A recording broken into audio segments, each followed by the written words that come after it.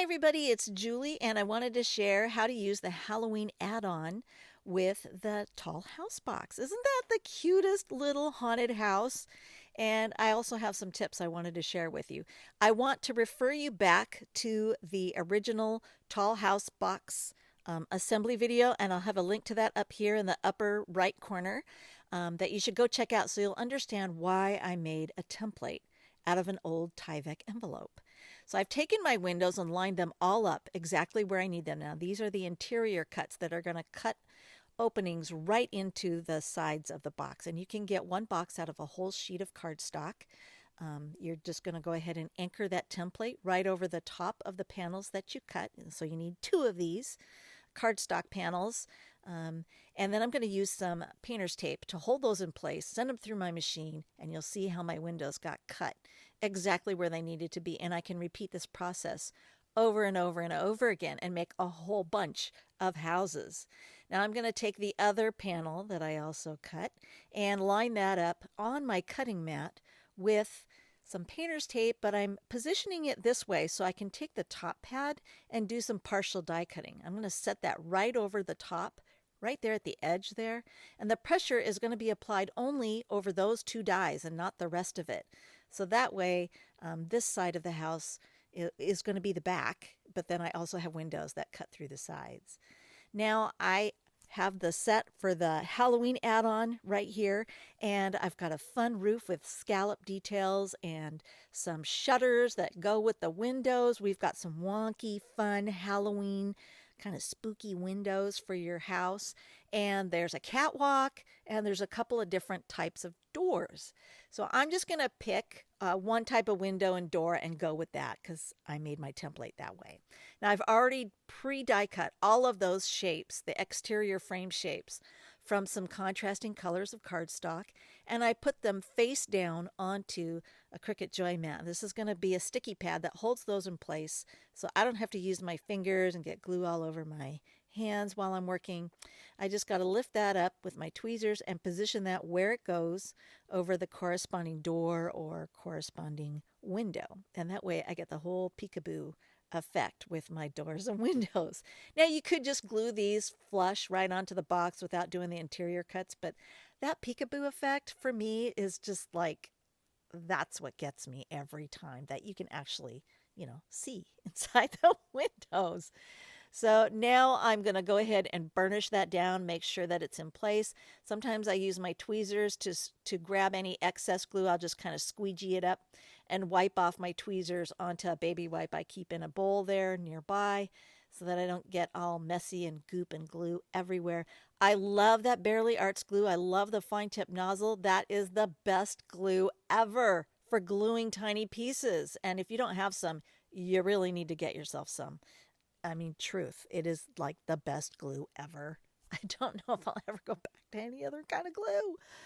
So now I'm going to go ahead and gently crease these fold lines. You can do this before you glue on the exterior frame pieces, but whatever way works best for you.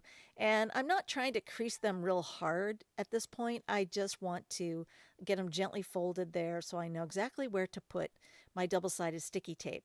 I'm going to put that on all the flaps, and I wanted you to see that I'm going to put one piece on the inside of the flap on the bottom there.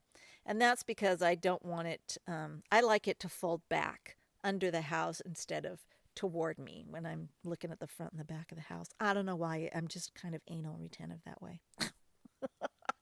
So now I'm going to put the catwalk together, and I'm just going to add, I cut two of these because I wanted them to be super, super sturdy and not get crumpled or wrinkled or anything, because if I give these to my granddaughters, the toddler is going to, she's going to be kind of rough and tumble on it, and I want it to withstand a little bit of toddler handling. So I cut two from some Card Shop cardstock, which is 100 pound, which is going to give it some heft.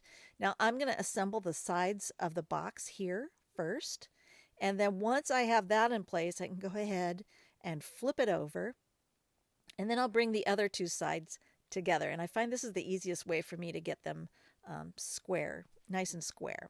And then I'm going to grab the scalloped roofs and add some glue there. And again, that Bearly Arts glue is just awesome. So I'm going to get that all coated with glue and pop each one of those. And I cut two of those, so there'll be one that goes on each side.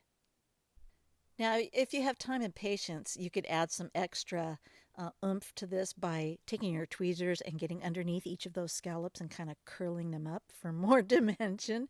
But I ain't got time for that. So if you do, though, you go for it. So I'm going to take some double sided sticky tape and add that to the flap there that's exposed. This is going to get tucked down inside the box. And I want to mount my catwalk to it before I close the box. So it's going to go there. And because, like I said, I double cut this so that it's nice and thick, it's not going to get crushed by Elizabeth, the 3-year old. So now I also need to get the bottom. Before I seal the top, I need to get the bottom done. So I'm just going to go around and remove the liner tape from those flaps and go ahead and flush that bottom flap up. This is the only way I seem able to keep the box square when I'm folding these flaps up, so I do it this way. Otherwise, if I flip the box upside down, I'm going to crush all that, the top of the box. So now I'm going to put all my goodies inside, pretend there's goodies, candy, cookies, gift cards, and then put some adhesive there along the top, and then I can press those together, and you can see how the catwalk is anchored and sandwiched in between the two. And this make sure you put your gift card in before you seal the top, right?